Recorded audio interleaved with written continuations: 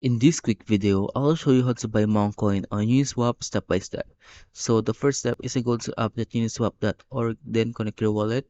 Once you have connected your wallet, make sure that you're using Ethereum network, and then go to coinmarketcap.com. On the search bar, type down Mong Coin, and then scroll down here, copy the contract address, go back to Uniswap, click here, paste the address here, click here, click here, and then select a token you want to swap, for example Ethereum, and I want to swap 1 Ethereum, for example, and then I will receive this amount of Mong Coin. Then click here once you have typed down the amount of Ethereum you want to swap, and then a confirmation from MetaMask will pop up. Just pay for the gas fee and make sure that you leave enough Ethereum in your MetaMask wallet to pay for the gas fee.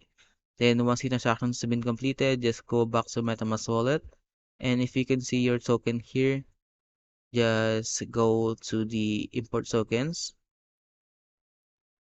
click here, click custom token, paste the address here, and then click add custom token. Click import tokens, and now you can see here your balance on Mongcoin. If you have any questions about how to buy Mongcoin on Uniswap, leave a comment below.